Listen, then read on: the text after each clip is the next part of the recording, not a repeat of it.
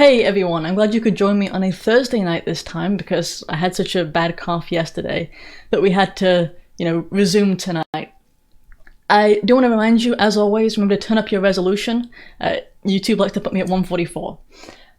I think that my voice is going to hold out this time. I did take a cough tea that we came up with over at Healthwise, and it is really effective 90-something% of the time. So I'm really hoping that my voice will hold out as a result. In fact, if you do have a cold of any kind, I'll go ahead and paste a link in the chat and you can, benefit from that, hopefully.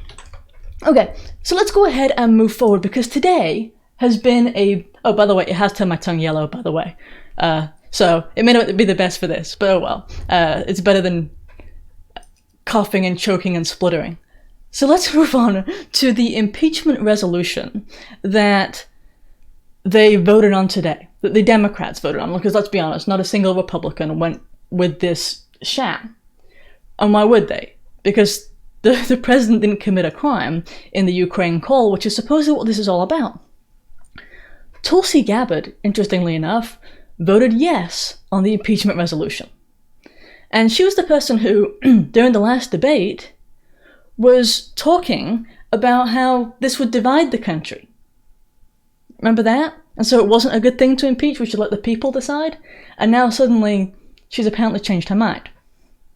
Yeah. It's like, you have to bear in mind that she looks sane by comparison to the other people that are often on stage with her, but she's still one of them. She's still a Democrat and she's still kind of towing the party line. So, it's like she's the most moderate. I'll agree with the guy on Periscope who just said that. But, that's by such a standard, such a warped standard. You compare her to everybody else. I mean, after all, she's a person who is in favor of Medicare for all, is in favor of forgiving college loans and all this stuff. She's apparently in favor of impeachment now too, at least when the DNC tells her to.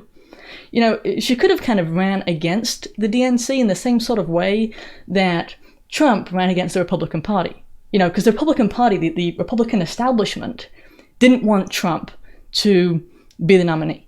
I mean, they made that seriously clear. And yet he was, because the people chose him. Tulsi could have done something similar, but I don't think she has the guts. I'll just call it like it is. Only 2 Democrats voted against the impeachment resolution today. Only 2, and they're both basically in red states where they could very easily lose their seats, so they're trying to appeal to the people in those states. And they're getting really ragged on in the media and on places like Twitter, etc., for daring to vote no. The 2 Dems, yeah. But the resolution was a sham. It's meant to legitimize what they've been doing behind closed doors for weeks. And there's a Republican representative who tried to draw some light to this, and I want to go ahead and show you. So here's Representative Vicky Hartzler, and here's her official statement. I'm just going to show you a part of it. I'm not going to bore you here. But down here, we've got today's resolution attempts to portray new transparency and fairness, but falls short of the processes of the past. What's actually true is that it is, said to promote transparency and fairness, but it doesn't actually. That was never their intention. For example, this resolution pretends to allow the minority to call witnesses, but it gives Chairman Schiff ultimate power to veto those requests. It continues to keep documents away from members of Congress and denies President Trump due process in the Intelligence Committee proceedings afforded to every other American citizen. That's not fairness, it's a ruse, and I refuse to validate such an unfair process with my vote. And I think that probably sums up best what they really were doing today. Because a lot of people have been kind of asking me, well, what was it about? And, does anything come of it? And the answer is not really. And the Democrats are pretending that this is some kind of transparency vote, like they're doing the right thing with it, when they're giving Schiff all the veto power. So it's not really transparent, and like she said, there's no due process there.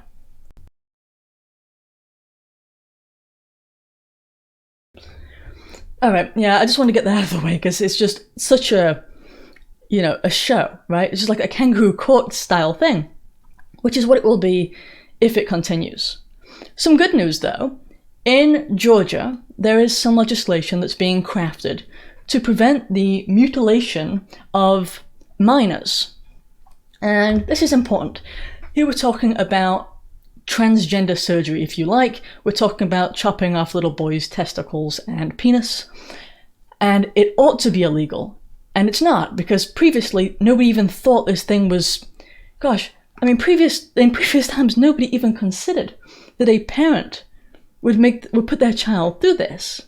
And in previous times you'd have social services who would step in and just say, this is abuse. And yet, not anymore. Now we need special laws to prevent these bad parents, these abusive parents, from doing this stuff. So Georgia is a state that is creating law. It isn't law yet, but hopefully it will get that way. It will become a felony. And this was triggered by that James Younger case, the kid whose mother is trying to, mutilate him in defiance of what the father wants, because the kid says that he's a boy when he's with the dad, and tries to appease the mother and says that he's a girl when he's with her. That case that went to court as the mother tried to force the mutilation, essentially, has ignited some lawmakers to do something. All right. So in this particular case, you've got it happening in Georgia, but I've also heard of it happening in Texas, and there are talks of a nationwide bill. And what we need is the nationwide bill, because, it's like there are always going to be some states, like California, for example, that won't sign on. And it is our duty to protect the kids who are unable to protect themselves. These are kids who can't consent to a tattoo, who can't make the choice to buy some cigarettes because we acknowledge that their decision-making is not ready to make bad decisions or to make decisions that will impact them in the long term, right? And yet, and then there's the statutory rape laws, right? The whole point of a statutory rape is that this young girl or young boy isn't mentally capable to understand the ramifications of sex, of that decision, and therefore any attempts by an adult to have, sexual relations with that child is tantamount to rape. This is something that we've accepted as a Western civilized society, and yet it's perfectly okay to let that child choose to have mutilation surgery or even to have hormones that do permanent damage, that prevent the child from properly developing, that result in the bones not being properly strong enough, for example. I mean, there's more than that, but just one small excerpt. And the truth is, we don't really know so much about what these things are going to do long term, because we've never really given them before to 5 and 6-year-olds and been able to study what the differences were. Gosh, it works me up, because it's like these kids are just being abused in our society. It's just like, well, what's wrong with it? It's like, it feels like you're in clown world whenever I talk about this topic. All right, and also today, and by the way, before I move on with the trans thing too, like half of them end up trying to kill themselves after the surgery. It doesn't actually help them with the underlying mental condition, which is another reason why it shouldn't happen. Most of these kids who think that they're the opposite gender grow out of it if they're left alone. Like over 90% of these kids go through puberty, reach puberty, start going through it, and they're like, okay, I'm actually happy now. They reach that happiness that they wouldn't reach if they went ahead and mutilated themselves. I'll talk about this more later, but for now, let's move on. I want to talk briefly about Katie Hill, who is the Democrat lawmaker who will be resigning on Friday, apparently. She voted, against Trump in favor of this impeachment resolution today. And she did so whilst criticizing Trump for his sexual impropriety. Now, this is the woman whose nude pictures and her pictures of her naked with staffers and a bong, etc., have been all over the internet, right? Her lesbian affair thing has been all over the internet. And she's talking about somebody else's sexual impropriety. I mean, I haven't really talked much about her because, frankly, her own private, slutty affairs, just, aren't particularly interesting to me. I try and cover politics, and that seems more like celebrity gossip than anything, but her hypocrisy on this issue really is relevant. She is someone who was anti-Kavanaugh, who talked about how Kavanaugh was a predator. I mean, by the rules of the Me Too movement, that came out around Kavanaugh, a boss having relations with an employee in any regard is tantamount to rape because there's an improper power dynamic. That's what people like her have been telling us. And yet, she engaged with one of those relationships with one of her staffers, someone lower than her. She voted for Trump's impeachment, apparently, for women everywhere. Yeah, she doesn't represent me, by the way. I hate it when these women do this. Men don't do this. Men don't speak and say, oh, I'm just going to represent men everywhere. Why do women do it? It's like, no, you don't. Seriously, I hate this identity politics stuff. But also, thank you, The Price is Right. Appreciate the donation.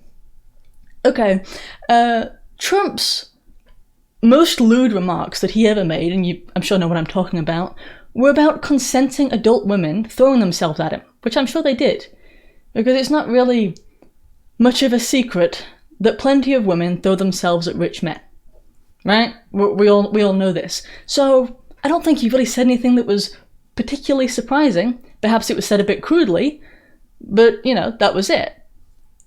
She, had the power dynamic thing going on that was apparently so bad. And by the way, personally, I don't think that that a relationship with a boss and an employee is necessarily abusive. I don't. I mean, in the real world, there's a difference between a boss harassing an employee, for favors or sexual favors, etc., and making inappropriate remarks.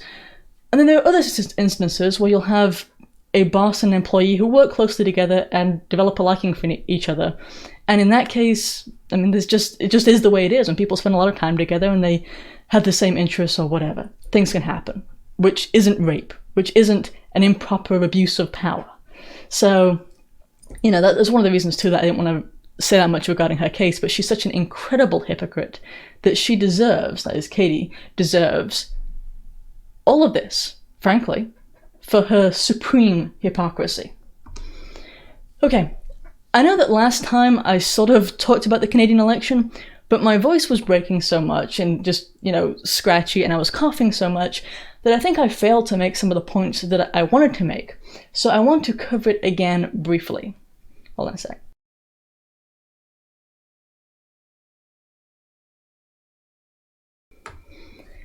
Refocus Zone says her hypocrisy is astonishing, but typical for liberal grifters.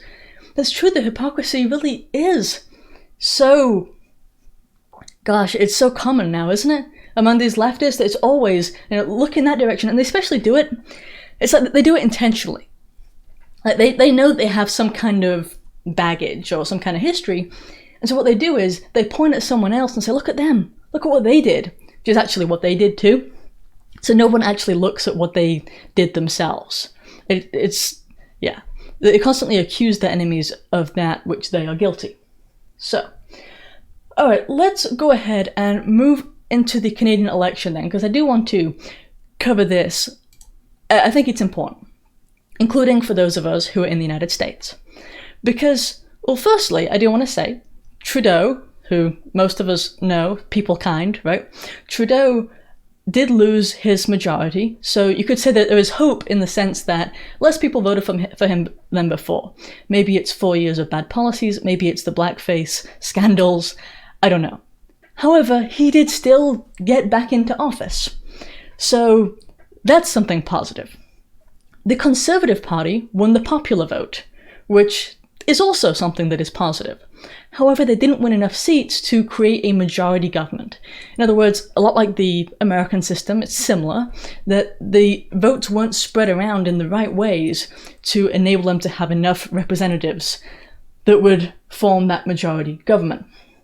In fact, I do want to show you one thing that is most disturbing, and that is the actual vote tallies. So you can see here, the Conservative Party got most of the votes, or got more votes than anybody else. However, if you combine the Liberal Party votes with the New Democratic Party, which is like the far left party, I know, even lefter than Trudeau, you actually have more votes there. And that's a really worrying sign that, well, there frankly are just more leftists that are voting, at least. And that's going to, it's not going to get any better when you have tons of people being imported and imported legally. Being imported legally increases their likelihood of being able to vote. That's why I mentioned the legally thing. Yeah. Okay, so that's that. It's really kind of an alarming sign for the future. And then I want to take you over to here. This is the map. And even if you don't know which party is which to start with, you can see that it's actually a very deeply divided country, right? But I'll go ahead and tell you that the red is Trudeau's party, the blue are the Conservatives, all right, because they're really the people that matter most in this particular election. And again, the Blues, the Conservatives, got more popular votes than any other party. But they are together in these, you know, little areas, right? So you've got Alberta right here and Saskatchewan, I'm pretty sure it's pronounced like that, right there. And they make up oil country. All right, and so you have a lot of energy jobs there, and it's a lot more, obviously, conservative people are there. But those people are in trouble now. They're in trouble because, well, they're not going to be represented at all by Trudeau's party or by the far left party. And since Trudeau has a government that can't push legislation on its own, they don't have enough seats to just essentially like the supermajorities that you have here in the United States, where you have a supermajority and one party can just pass whatever they want. Well, he doesn't have enough to do that. So he has to work with somebody else. And who's he going to work with? He's going to work with the far left, the NDP. And the NDP doesn't support things like oil pipelines. Yeah, because, you know, they're so, what was it? They care so much about climate change. You know, even as they're shipping oil in from the Middle East, thousands of miles through, you know, like 10,000 trucks or 100,000 trucks are better, and these massive ships are better, not to mention the moral implications of dealing with the people in the Middle East and having that reliance upon the Middle East and places like Saudi Arabia, which is a problem too. But the energy nuts reject these new oil pipelines, and it is essentially, this election is the worst case scenario for those in the energy sector. And as a result of that, people have already lost their jobs. This was the day after the election. You started seeing people losing their jobs. And it's, I mean, yeah. So you got these layoffs, and this is just one company, but I've started to see them over and over again. Hundreds of workers are affected by the layoffs, and it'll actually be thousands across a variety of companies. There were lots of layoffs. And so it's actually going to affect a lot of people because the whole industry is panicking. And that's like essentially an area of the country that is going to be directly hurt immediately after the election. There is talk of secession. People are that upset in this area of the country, and that's of course at the west of Canada. And so they're calling it a Wexit, kind of like, you know, Britain's Brexit from the EU. Or Wexit, it sounds kind of stupid, to be honest. But regardless, they are talking about actually leaving Canada in order to, well, I guess you could say, get representation, right? Because I think they only had like one MP was voted in those, you know, two provinces. So they're going to be completely ignored by Trudeau and by the far left. That feeling of being completely unrepresented, well, it's going to lead to talks of secession. That people want their representatives to be able to help them. That's kind of the whole point of the democratic system, right? In fact, it in many ways led to our Civil War, this feeling that some of the states, the southern states as it were, weren't being represented. I'm not going to get into the entire Civil War discussion, but that was a big part of it. You should really read up about the Civil War if all you think is it was just slavery, because there's just so much more to it than that. One thing that concerns me is that Canada could end up going the way of England. And, you know, I cover England a lot on this show because it's the best instance I can think of a country that was previously, well, a world power, right? A world power that was civilized and Western and largely Christian. I know it's a secular country nowadays, but it certainly has a Christian history to it. And it's just fallen. Like, the society is just dead. And so I'm kind of concerned that Canada will go the way of England as it pertains to the erosion of rights and the importation of the third world, something that Justin Trudeau has, over the last 4 years, been encouraging as many refugees as possible, that Canada is open, Canada is welcome. And it's a much smaller country, population-wise, than the United States, but they're taking in, on a percentage basis, far more immigrants than we are. Hold on a sec.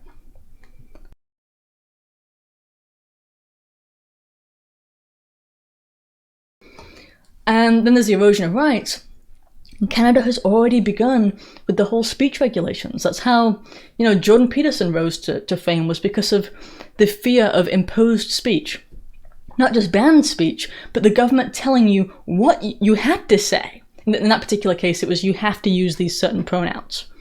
And, that's kind of totalitarian, and it's the way that these really leftist countries go.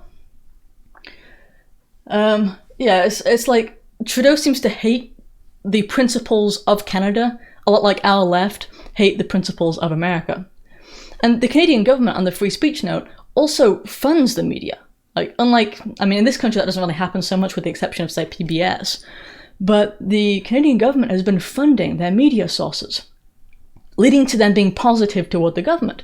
Certain organizations that aren't so positive toward the government, like Rebel Media, who aren't propagandists, don't get the money and are getting sued and kicked out of the debates and other government functions. It's incredibly wrong, and it's happening, but it's a small company, which Rebel Media is a relatively small company. How do you expect them to be able to constantly fight lawsuits against the Goliath of the government, the Goliath that's funded by your tax dollars if you're Canadian? I'm not the biggest fan of Ezra Levant, who runs Rebel Media, but he is one of the few people, and Rebel Media is one of the few companies that's reporting real news. So, touche for that. Brighton says a $600 million bribe. Yeah, to the media organizations, absolutely. Trudeau was completely classless, by the way. At the very end of this election, after the results were in, the Conservative Party leader, Scheer, he tried to give his concession speech, right? It's just the kind of polite thing that is expected, except for if you're Hillary Clinton and you just go home to cry and smash things against the wall. But anyway, Scheer was trying to give his concession speech, and then Trudeau decided to come and give his victory speech at the same time, forcing media outlets to choose which one they were going to cover, because they couldn't cover both. Of course, they covered Trudeau. Maybe it was the bribe, maybe it was the fact that he'd won. Call it how you want, but regardless, that happened, and it just kind of shows how petty and tasteless and kind of vindictive he is as an individual. Unfortunately, the PPC kind of fizzled out. They lost their one seat that they had. I do hope that they come back, because they were like a real Conservative party. They're the People's Party of Canada, and they actually supported real immigration reform. The Conservative Party is kind of like barely conservative over there, especially with their current leader. So it was really nice to have a party that had some real policies. And so I hope that the People's Party of Canada does come back. All right. So let's move on forward, okay? Because we have an award to give out. The Hate Crime of the Week award, as we all know it, the Trayvon Award. Yes, we have another one. We constantly have fake hate crimes. And so I would like to show you this one, because you're supposed to feel really sorry for this one. This is the poor, abused Muslim man. He posted on Twitter, this is his account, "Man, imagine waking up on a Friday and essentially being like, yo, I'm gonna be a racist Muppet today and tell someone they shouldn't coach hockey because they're not white. Can't wait." And then he shows this message that he supposedly got from the parent of one of the kids that he's coaching. So here's the message.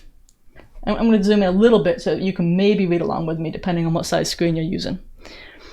Hi, I just wanted to express how I feel about you as my son's hockey coach. I'm not racist or anything, but I don't feel comfortable with you teaching him and the influence you will have on him. It's hockey, right? It makes more sense if it's not some Muslim guy teaching it. If it was cricket or something, that would be different, but it's not. I don't want to make this into an issue and would really hope you would consider resigning. Wait. I'm sorry, but it seems so incredibly unbelievable right from the outset. I mean, imagine, for example, that you really did have a Muslim coach who was teaching your son, and you really didn't want that. You hated the fact that he was Muslim. Let's just accept that at face value. Can you imagine sending a message to this person asking them to resign? Would you expect to get anywhere? It's ridiculous, right? I mean, nobody would do that. Even if they had the same belief, they would never do that. And it mentions I don't mean to be racist, as if Islam is a race again, which it's not.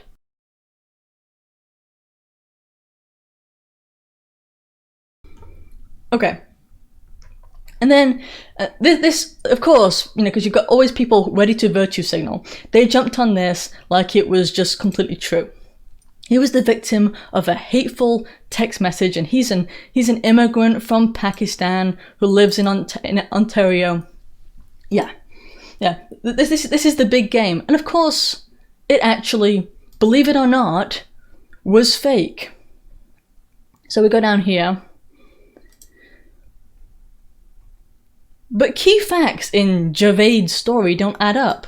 This week, Christina Ford at NBC affiliate WILX-TV reported that all ice rinks in East Lansing and the surrounding area deny having ever heard of Talhat Javeed or someone on the coaching schedule with that name. The Post-Millennial can independently confirm this. The guy doesn't even coach. You've got Lister, we've never heard of him, a staff woman, and they're all searching for this mystery ice rink where this guy teaches. He's not even a coach. He just so badly wanted to be victim that he came up with the entire story, including him, as such that the great guy who is helping to coach these young kids who don't have much money. That if you were to look into it, that's what he's proclaiming. He's essentially a charity worker. He's just that good. He was just being abused by these evil, racist white people. Again, Islam's not a race, but And what gets me is the whole thing seems so fake from start to finish, and yet you got thousands of people who were all talking about, well, how this is just the way that it is now, because our society is so toxic. They love that word. They love the word toxic, and caustic is a new one. Yeah. These fake hate crimes are so common now that there are websites set up to document them, because they just happen all the time. We have this society. In truth, we don't have a racist society. We live in a society that rewards people for being victims, that encourages people to be victims, especially on the basis of certain racial groups and religious groups, with the exception of whites and Christians. If you're non-white and you're non-Christian, then you can come up and you can say, that I was victimized by some white or Christian. You can pick or combine them for the ultimate in evil. That's the actual society we live in, not whatever this guy dreamed up.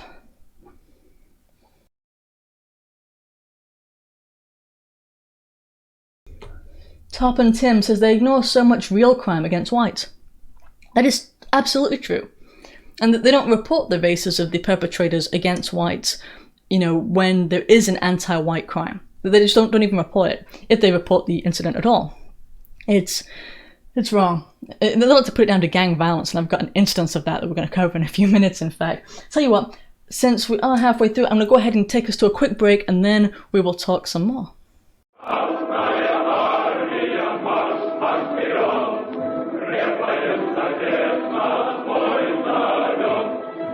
Hello, comrades.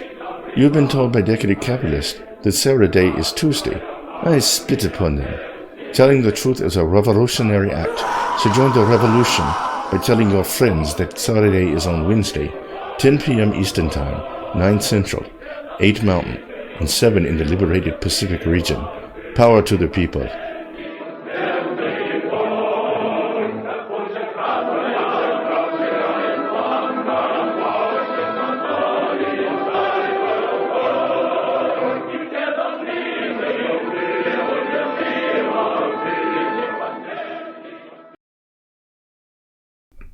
Okay, and welcome back. Let's talk for a minute about England, because as most of you know, the British people voted years ago to leave the European Union, and they still haven't left, because their politicians do not answer to that. Their politicians just do what they want, and instead try and obstruct, right? So, we will, in fact, go over, and I want to show you this, because due to the actions of Parliament, another extension was sought and gained. It was supposed to be that today, on October 31st, was the day that they were going to have to leave, and it would be a hard exit, and there would be no deal, and frankly that sounds like awesome, but in fact there was another extension. And so Boris Johnson, who is their Prime Minister at the moment, has called for a general election on December 12th, so it will be like close to Christmas, and they'll actually be having an election. Opposition parties in Parliament voted in favour of this because they think they're going to win. They think they're going to get more seats, right? So, I'm going to go ahead and show you his quick video before we go any further, because might as well let him speak in his own words. Hi folks, we were meant to leave the EU today, October the 31st, but unfortunately the Labour opposition blocked it. They couldn't block Parliament actually voting for the deal, but they did vote for a delay, which means we've got to go for an election now, clear this thing out, and we've got a great deal ready to go, oven ready, slam it in the microwave, and it's done. We can come out by the end of January at the very latest. Okay. Alright, so he's claiming that they had that deal ready, but the deal that he's talking about is actually not very good. The people who voted for a real exit from the European Union don't like the deal that he is promising and talking about. It's not altogether that different from the deal that Theresa May negotiated that favours the EU. It's like the whole point of leaving the EU is that, well, frankly, Britain has a lot more to offer at this point than the EU does. It should be in a good negotiating stance, and yet they're acting like they have to kowtow to the European Union. It's just kind of, the whole thing seems so stupid, for want of a better word. But anyway, he's going ahead with this whole election, and I want to show you, here we are, over at Business Insider. A recent opinion survey, for example, put the Conservatives on 40%, 16 points ahead of Labour at 24%, with the Liberal Democrats on 15% and the Brexit Party at 10%. That indicates enough support, in theory, for the Conservatives to win a comfortable majority. So this is what he's counting on. He's counting on, essentially, the British people voting to put more Conservatives in office than in there right now, because the Labour Party are extremely obstructionist, as are Liberal Democrats, toward a real exit. However, why would you vote for the Conservatives when he just wants to pass this deal that isn't good for the people and that doesn't really respect their vote? I mean, leaving the EU while still having all these different ties to them, and whilst, it's like you're not even really leaving if you've got all these different deals set up that don't favour the British people like they should. And, the election could really backfire, especially the worst case scenario here is if the Conservative, and I'm talking about in people, people with conservative values, not the party, if the Conservative people vote for a mixture of the Conservative Party and the Brexit Party, and the vote is split, allowing Jeremy Corbyn of the kind of socialistic Labour Party to have more popular votes because the Conservatives are split.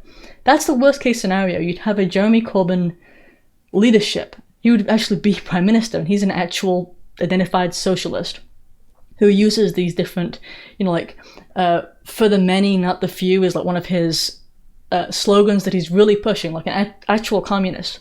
That's the worst case scenario.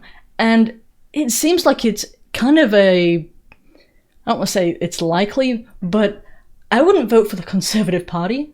I'd vote Brexit Party, because the Brexit Party actually wants to leave.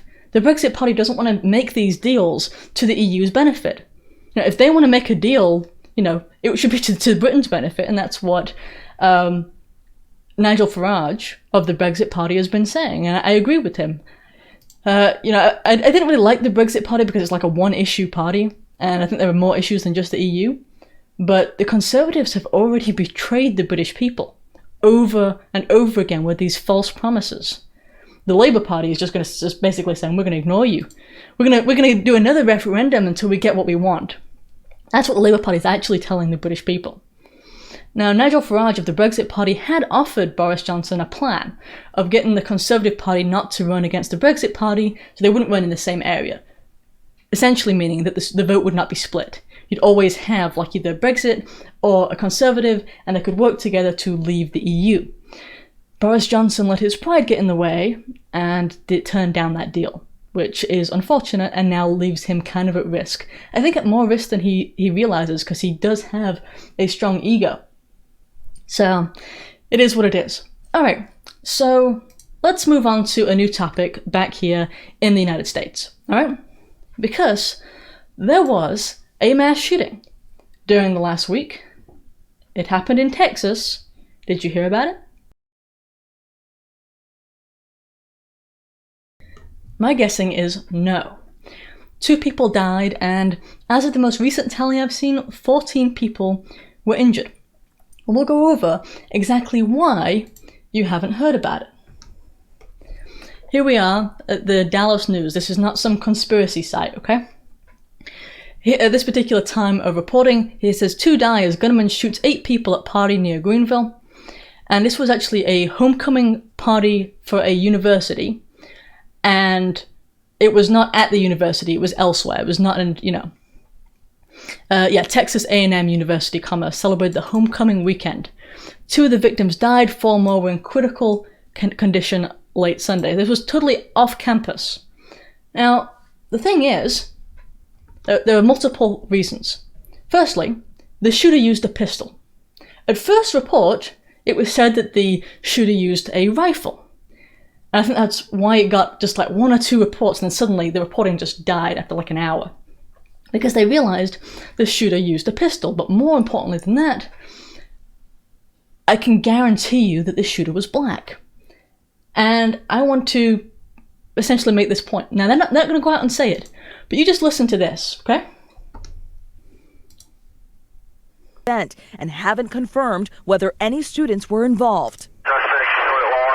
Investigators say people at the party are not helping identify the gunman.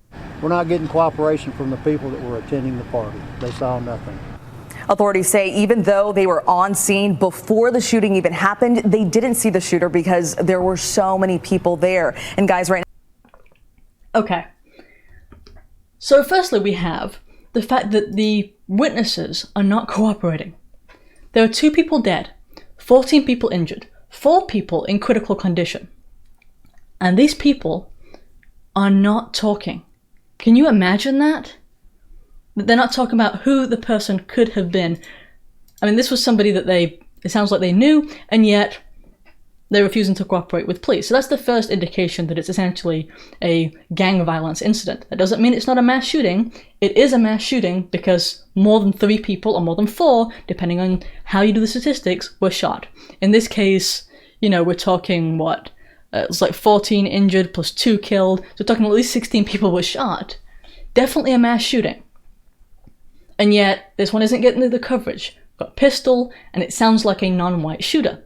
This is why all the mass shooters are always white. Remember how they're always white?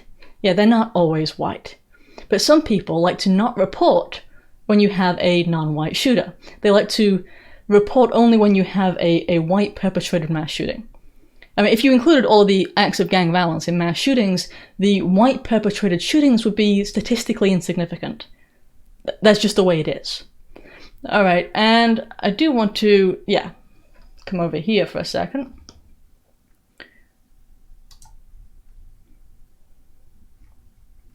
Go down this article. I want to show you something.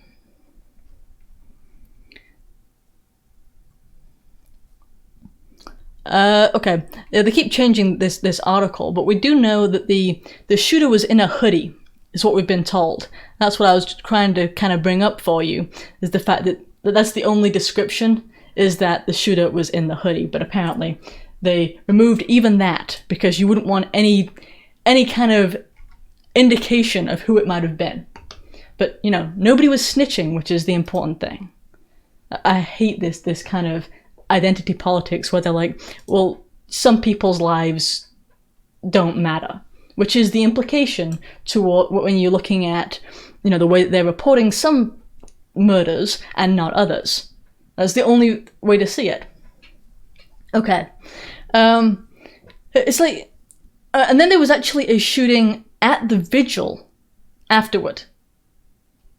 At the vigil for one of the dead, there was another shooting. The people still aren't talking. Like, imagine if there was a vigil being held after Sandy Hook or Virginia Tech or any of these, right? And then somebody started shooting at the vigil after this mass shooting, as they like to call it. Can you imagine how much media coverage you would have if we'd have had one of the shootings they like to cover, followed by a vigil and a follow-up attempted murder? It would be everywhere. And yet, you guys, by and large, never even saw this story. It's infuriating, because this story doesn't fit the certain narrative that they want to push. I mean, you see this and you're like, you know, oh gosh. And yes, to the guy in D-Live who asked if my tongue was yellow, yes, I had a tea to get rid of my cough before the show, and it stained my tongue yellow. So, there's that. Okay, anyway, let us move forward, okay? Because, I do want to say, you know, you've got this whole, you know, all mass shooters are white thing going on, and it's just, it drives me crazy because it's just not true. Like, if it were, then it would be like, okay, it still seems kind of weird that you'd point that out, you know, but okay. But it's actually not, and they point it out as if it's a fact. Alright, anyway, let's move on to some news about Germany. Now, I almost never cover German news, and the reasons for that are several. Firstly, Germany seems like a lost cause, and secondly, also, is the fact that they don't speak English, so they don't usually follow, you know, this show. But there is something interesting happening over there. As you know, they've had Angela Merkel as their prime minister, and they've had essentially an open borders policy, and a lot of crime that's gone with that. Well, what we are seeing now is that the parties that are coming out ahead in these polls and elections, the small-time elections, and area elections, I should say, are the extremes, or, you know, the edges. Essentially, you've got the far left, and you've got what the press refers to as the far right, but is actually really not. They're actually just like mainstream conservatism, but that's far right by Germany's standards, because Germany's standards are shifted to the left. Alright, so here we are. AfD candidate. AfD is the Alternative for Germany. It is the party on the right that I was talking about. AfD candidate compared to Hitler inflicts crushing losses on Merkel's party in regional vote. Don't you love that title? Compared to Hitler? Someone somewhere compared him to Hitler, and therefore it was totally relevant for this headline. I mean, could you get any more biased than that? That is just incredible. Incredible journalism, if you can call it that. But essentially, what we're seeing here is that they, like it says in the title, are coming out ahead of Merkel. And that's pretty significant, that they are making inroads amongst the German people. Now, it may be too late. You know, when you bring in so many immigrants legally and you give them the right to vote, for example, there is a certain point at which you can't turn back, at least not through the democratic system, because you're literally outnumbered. But I am cautiously optimistic that they are, you know, gaining some ground. They are making some ground, so I thought I'd go ahead and cover that. The AfD, I mean, They are opposed to mass immigration, they're opposed to Islam, they recognize its problems, they're opposed to carbon taxes, and they're opposed to feminism. So to me, they sound like they're a pretty great party. Thank you, Richmart1955. I appreciate the donation. Thank you. Okay, and Tony Swan. Basically, everyone has been compared to Hitler at some point. Yeah, exactly. Especially anyone on the right. They just love to throw that out the first time they can't refute a point that someone has made. Brighton, the AFD just believes in traditional values. Yeah, exactly. Which happens to be anti-feminism and so on. Which is just the ultimate in evil. Again, these people probably are far right by Germany standards, but just because the political system has shifted so far to the left that their right party is just like a socialist party. Okay. Let's come back to the United States for a bit. Because New York City is exporting, you might say deporting, its homeless to other states. Really? Yes, here we are at the New York Post. New York City secretly exports homeless to Hawaii and other states, and they're not telling the other states and cities that, by the way, we're offloading our homeless to you. And so what they're doing is they're shipping these homeless people away and giving them a year's worth of rent and money to essentially live. And you might ask yourself, well, why would you do that? Well, the answer is they want to make their place look less lousy, to cover up the natural results of their policies. That's the only reason that they're doing it. It's kind of... It's funny because it means that they know that their place is as bad as it is. But they don't want it to look like California. They don't want the poo in the streets and the rats and perhaps the bubonic plague coming back and typhoid, etc. And these just massive loads of trash everywhere. They don't want the smell and all of that and the tent cities. And so they're like, well, what we'll do is we'll fix it by wasting people's money from these high taxes that we're collecting here in New York City. I mean, it's supposed to be a liberal utopia, right? New York City?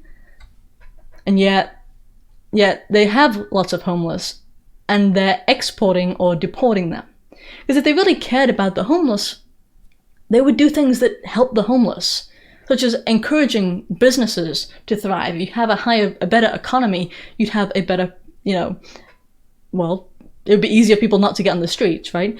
And you'd also try and make housing affordable by making it possible for people to build, say, apartment complexes. But instead, the mayor, Bill de Blasio, has been trying to specifically prevent construction in New York City, including preventing all new high-rises. This has resulted in a housing crisis. Whenever you have a housing crisis or a scarcity of houses, or apartments as it were, the prices for those apartments skyrocket and become unaffordable. But New York City is a regulatory nightmare. It's impossible to do just about anything there, including build apartment complexes. Yeah, and if you also want to do something about, say, homelessness or just poverty, you'd eliminate or seriously restrict occupational licensing. This is something that I've barely touched upon in the past, but there is a problem in a lot of states where you're required to get a license for everything. Whether you're a carpenter or a brick mason, or you're cutting people's hair, or you're painting the nails of women, any of these things often require licenses in some of our leftist strongholds. It's a real problem, and it keeps people out of work. It especially affects people who have been to jail or prison. People who have gotten out, are no longer on parole or any of that, and they just want a job. I mean, they just want to integrate back into society. There are good people who have made their mistake, who have paid their time, and they get out and nobody wants to hire them, which I can understand. I can understand if you've got two different candidates, right? One of them committed a crime, the other one didn't. Yeah, maybe you want to go with the one that didn't commit the crime. I get that. And so therefore, they often want to be self-employed, want to actually use a skill, including sometimes a skill they've actually learned on the inside, but they can't use it on the outside because there's occupational licensing that prevents people with criminal records from getting the license. Now, what are those people supposed to do? If you can't get a license, so you can't start a business, and at the same time you can't get employed anywhere, well, that's actually like, essentially, it's a recipe for homelessness. And leaving, felons or ex-criminals, whatever you want to call them, on the streets doesn't help anybody. It actually just hurts all of us. It ends up with New York City spending massive amounts of money to try and ship them to other states. That's what it ends up with. But really, these regulatory nightmare states and cities need to be reformed. And one of the areas in which I feel really passionately about is this whole occupational licensing issue. And instead, we're importing illegals to do the cheap labor. That's what our businesses are doing. And our government, or certainly at least in New York City, are exporting the homeless citizens. Yeah, all for politics. All for politics. And they claim they care about the homeless. They don't care about the homeless. It's ridiculous. To say that they do is ridiculous.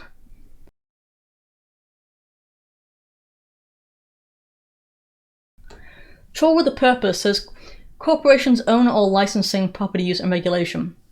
Okay, I'm not sure what you mean by that, but it does bring a point, actually, is the fact, and you may have meant this, that big corporations often try and encourage licensing restrictions and try to encourage more regulations because it keeps the little guy, it keeps little businesses away. It prevents competition. And so that is also another area. And basically, what we need to do is fix it so that eliminate these laws and regulations that have been added for the benefit of these massive corporations. Okay. Anyway, it's actually one reason why medicine is unaffordable. The Democrats like to act like medicine is unaffordable just because of, greed or whatever. But at the same time, one of the big problems is that there's so much regulation that no competition can show up. You'll always have greed. People, have a tendency toward greed. It's a human vice. Capitalism and the free market, when properly utilized, should incorporate some competition which serves to prevent that greed from getting too large. Okay, anyway, let's go ahead and move forward. How about that? Because I do want to cover a man who set a woman on fire. Here we go. At a Florida Taco Bell. Now this man is apparently a woman. We're told that it's a woman. Does it look like a woman? No. Why? Because it's not a woman. This person is apparently trans and is claiming to be a woman. Now the old title of this article was Florida Woman Sets Person on Fire in Tallahassee Taco Bell. That was their previous title. Really. And they changed it, I think, because they've gotten too much bad press, but you can still see underneath here, Tallahassee police said Maya Williams, a 32-year-old Tallahassee woman, set a woman ablaze at a Taco Bell and may have went on an arson spree, setting cars and a church on fire. This is not a woman. We need to stop encouraging this sort of stuff. I mean, what, is this the ugliest woman ever? I mean, come on. I mean, it's one thing when they actually are making the effort to try and dress up. It's still ridiculous. They still shouldn't use the term woman. But it's even worse in this because it's like something straight out of 1984, where it's like you're looking at something and you're supposed to deny what you see. Right? And I wonder if we're going to see a dramatic increase in the number of women convicted for violent crimes, because you know that women commit violent crimes at a substantially lower rate than men, right? Women are just less violent, more kind of conniving. But anyway, I wonder if because of the trans thing, you'll have statistics that are being reported in a skewed way so that is a woman, and therefore, the crimes will increase. Okay, yeah, I'm wondering. And some of the people on DLive are having trouble. Come on over to YouTube or Periscope if that's the case. Okay, anyway, but this is the society that we produce when we don't get them the mental health help that they need. Instead we we're normalizing and encouraging their illnesses. Like, leftists pretend to be compassionate, but they're not. They're perpetuating the illness, the mental disorder, for political gain, for their political benefit. That's what they're doing. So, I've had a lot of storms in the area, so if it is buffering a bit, I'm sorry about that. I'm going to keep going, and hopefully it will fix itself. Okay, but, these people commit these crimes are not just men, but mentally ill men. And they'll probably demand that they'll go to a women's prison thereafter. You know how it is. That'll be great. The Trump administration has pretty much put an end to that, to putting men in women's prisons just because they pretend to be women. But we'll see how that goes. And on the topic of how the left are not as compassionate as they proclaim to be, I want to go over here. All right. Hundreds of young trans people seeking help to return to original sex. Now, these trans people are abandoned by the left and attacked by the left as frauds or as enemies of the LGBT community.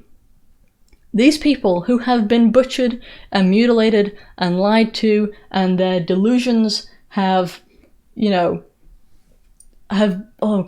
delusions have been encouraged instead of helped. This is why it's not compassionate, because you've got these people who no longer even have the right genitals because of this politics, and that's not something that you can get back. And the truth is that therapists are going to be nervous about helping these people to become healthy again, psychologically, because of the political climate. Like, how do you even help these people without admitting that it's a mental disorder to begin with? And you know that admitting that it's a mental disorder is rife with challenge, rife with controversy. It didn't used to be, because we used to just acknowledge reality, and that was that. But now, it actually would take courage for a therapist to help one of these people. And yeah, it's like these mentally ill people are going to be left in a dire situation, forever altered by hormones. Like, we used to look at the Middle East and kind of sneer at their genital mutilation, but it's kind of come to America in a different regard. Then there's the social stigma too, on top of everything. If you were trying to reverse from that, could you get a normal relationship afterward? On top of all the physical damage. But let's go take a look at this article. The number of young people seeking gender transition is at an all-time high, but we hear very little, if anything, about those who may come to regret their decision. Yeah, how about that? There's currently no data to reflect the number who may be unhappy in their new gender or who may opt to detransition. But you've got this, a group that has now essentially been created for these people.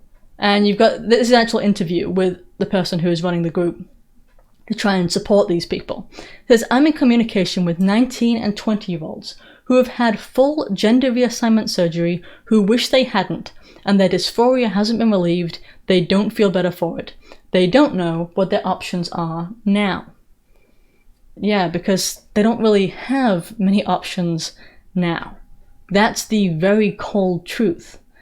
And also the cold truth is that in most cases, when they do have this surgery, it does not make their gender dysphoria go away, because it's not a physical problem. There was never anything physically wrong with their body. Their genitals were not wrong. Rather, it was a mental disorder, and therefore, by changing the body, you don't fix that underlying mental disorder, and that's why you still have the epically high suicide rates both before and after surgery. I mean, after surgery, it's often worse. You have to do all this kind of bizarre stuff, like the men who become women have to insert things into themselves periodically, like for the rest of their lives, to prevent their body from recognizing it as a wound and sealing it over.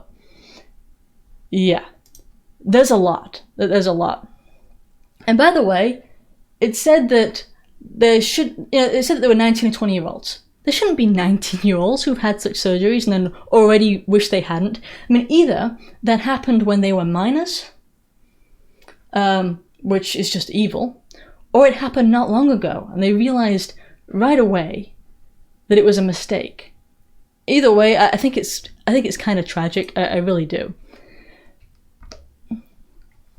Here we go. I think some of the common characteristics are that they tend to be around their mid-20s, they're mostly female, mostly same-sex attracted, and often autistic as well. Now that is interesting, because I've been seeing this connection between the supposed trans people being autistic. And them being autistic, frankly, can often mean that they're easier to manipulate and confuse, that they're more likely to be used and abused. And I've seen a very high connection between the trans children, especially, and, them being autistic as well. It's like they just kind of more likely just accept at face value what they're told about this trans thing. About how you might not actually be a boy or a girl, whatever you actually are, you might be something else on the inside. And it's like, you think that these rates of trans kids are high. Well, it's like this. You know all those girls who were tomboys when you were a kid? I was one of those. We just called them tomboys. We just accepted that they were, I had like 5 brothers and they were all my like heroes who I looked up to. They're all older than me. And so, I followed them and did what they did. And so, I was into more boyish things, right? Nobody came up to me and said, "Hey, little girl, did you know you might actually be secretly a boy? You might be wrong. It's something inside your brain could be totally different. And then we could change your body. You could take these pills and you could become a boy just like your brothers." You know how evil that is? To say that to a little kid who doesn't know any better, who trusts you? Gosh, it is. It's just atrocious. I can't think of anything to call it other than evil. And I think there's also likely to be like a Munchausen by proxy kind of thing going on, where a parent, and I see a lot of single mothers on this, who want to encourage this to get attention for themselves. We're like, yes, I have this special trans child. Pay attention to me because I'm just special. And that's sick and twisted too. Thank you, Eurotopia, for the donation. I appreciate that. Oh, and by the way, since we're on the trans topic, here we've got another male athlete winning a women's world cycling competition. Again, this one's won it before. You know what it's like? It would be like if I entered the Special Olympics, identified as having one of their impairments, while not having one of their impairments, and then won their prizes. And then if I called anybody who disagreed with me or questioned me, if I called them a bigot, like they were the ones who did something wrong. That's what it would be like. Can you imagine? Yeah, I'm special too. Let me go in there and run against the Special Olympics. Come on. Imagine how twisted that would be. It's the same thing. Alright, I'll tell you what, we'll do one more topic and then we will wrap this up. So if you have any questions for me, go ahead and put them in the chat and I will get to them.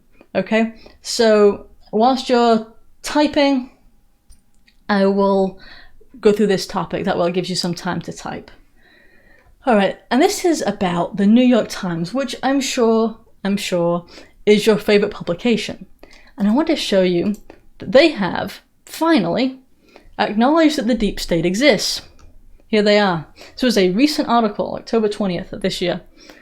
They are not the resistance. They are not a cabal. They are public servants. Let us now praise these not silent heroes. 2 years ago, the New York Times ran this. What happens when you fight a deep state that doesn't exist? You see the difference? See, they've denied it and denied it and denied it and went on about how Trump was just peddling this big conspiracy theory about a government, a shadow government within the government who was working against him.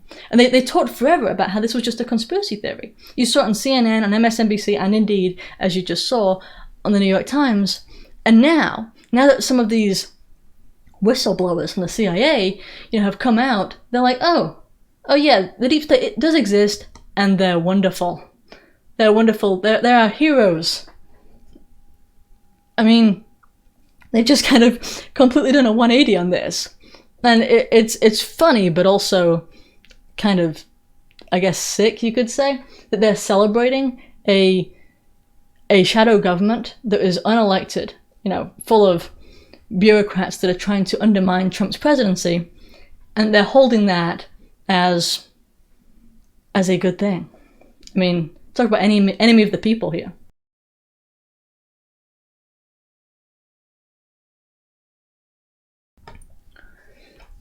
Okay, I'm waiting on any of your questions, so feel free to send them over. And in the meantime, I will go ahead and let you know, if you want to be notified of new videos, come by my website and sign up for the mailing list, which is at the bottom of every page on the site. And I will email you whenever I have either a short show, like a 10-minute clip, or if I have a live stream on a certain day, I will send you a link to that. So there you go. Yeah, don't rely on YouTube's notifications. Obviously, subscribe and hit the bell, and you may get notified, but most of the time you probably won't. If you sign up at the mailing list, and I've got the methods too, like Gab and Minds and etc., that are, well, better for notifying. But the absolute best is the mailing list. Luis Mario Garcia on Periscope says, "Where are you?" I'm in North Carolina. My accent sounds probably strange because I grew up in England until I was 16. I came over here to the United States, and I've got this kind of blurring of the English Northern accent and the American Southern accent.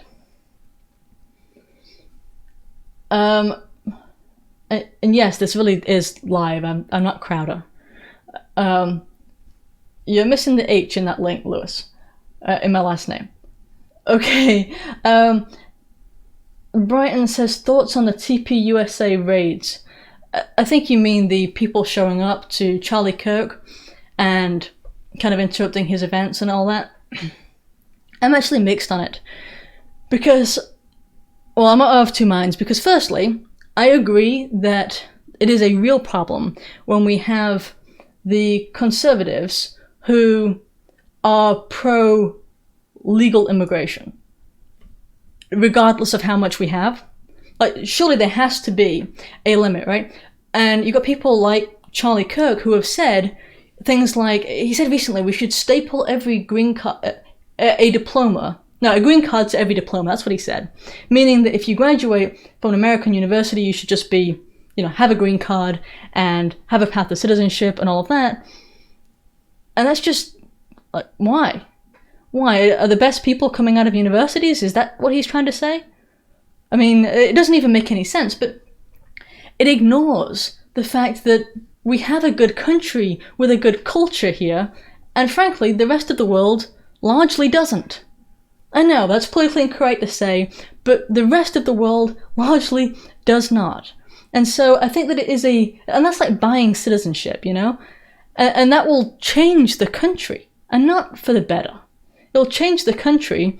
So the trouble is, with first-generation immigrants, they tend to vote, especially for what they fled. They shouldn't. They should know better.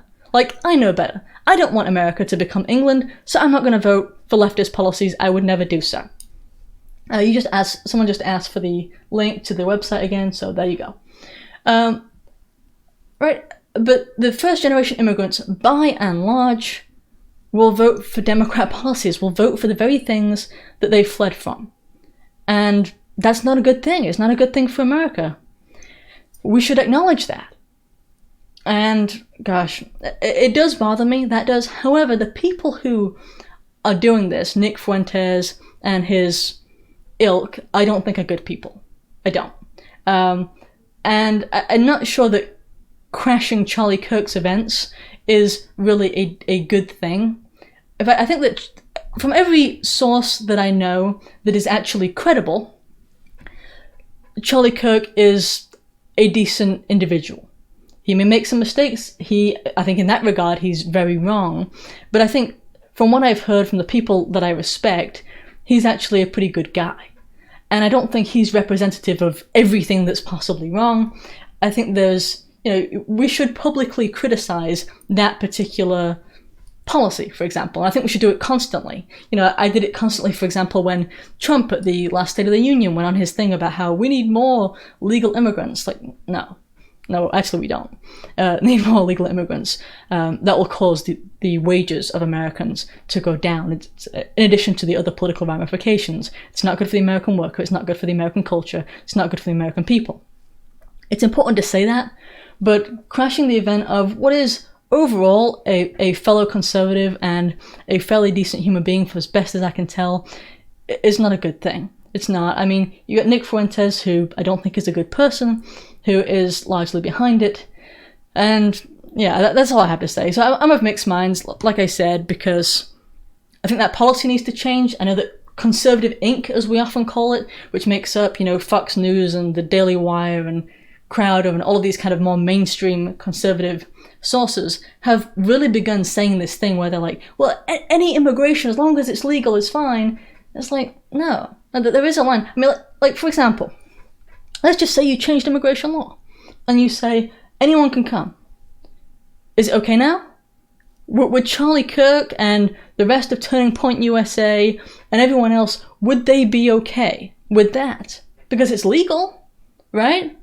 It's like the fact that it's legal or illegal isn't the only point. Yes, we want to stop people from running across the border where we can't even tell if they're, criminals or what have you. Of course. And that is a priority. But Charlie Kirk's push for changing immigration laws to allow for more immigration that challenges the American worker, I don't think is what we need right now. See, hi dude, thank you for supporting American workers that are already here in the job market. You're very welcome. Tom555 on Periscope, I think that is. US is the third most populated country in the world after China and India. We don't need more people. That's true, and I think at some point I'll be doing a show just on the lie that says we need more people, because we actually don't. And there's this, they say it all the time, and they say it so much that we start to believe that it's simply a fact. And it's not. We don't need more tech workers, for example. That's one thing they love to. Have you noticed what our tech companies are like? They're full of people from all over the world, from places like China. And have you seen how much they respect our rights? Maybe there's a connection, just maybe. I mean, seriously, you bring people in from cultures that are completely alien to ours, that don't care about things like freedom of speech. And then they come here and they start, getting inside of our major companies. And what do you know? Those companies also don't care about freedom of speech anymore. I mean, that's just one area, one basic fundamental right, but it serves as an example in this particular case that, people from other cultures will change our own if they don't integrate. And you don't get integration if you get lots of them. You get, what's the word? There's a word for this, but you get areas that are full of that particular demographic instead of them all becoming Americans and respecting American values and what created America and why it's different and, frankly, why it's better. Enclaves, I guess, was kind of what I was thinking of. Thanks, Catspaw. Okay. EIMB, do you follow Faith Goldie? On and off. I used to follow her. I used to love her work. I think Ezra Levant made a mistake, frankly, when he got rid of her as he did. However, I think that her most recent works have kind of gone off the rails, and so I'm not as much of a supporter of her as I once was, but she has done, honestly, some fantastic stuff. She really has. I recently posted her video on the Black Pope. It was a joke, but it was actually really well done and important for people who are Christian, who come across the whole question of, well, why don't you accept open borders? Because Jesus was a refugee or whatever, all that crap. And it was called, her video on that was called We Need a Black Pope. And it was honestly so well done. The thing is that video was from way back. She re-uploaded it recently because it got killed from YouTube, but it was one of the best ones she ever did, I think. But nowadays, not so much. Okay. Space Hopper Mark Cruz says, tribes stick together. Well, yeah, and you do have these kind of racial enclaves, I'm going to say. I mean, even when you're talking about just Chinatown or you know, the stereotypical black inner city, I think things would be better if people did integrate. And you get these also, you know, like Hispanic zones too, where these people aren't American in the true sense. They don't recognize what makes America great. And what makes America great is our system of rights. So yeah. It's like, it seems like only white people now can be guilted into working against their own interest, their own self-interest. Have you noticed that? Like, okay, we're buffering like crazy, so I'm gonna go ahead and wrap this up. So yeah, apparently the storms that have been going on have really affected the internet speed. So I'm sorry about that, guys. All right, have a good one. Bye bye.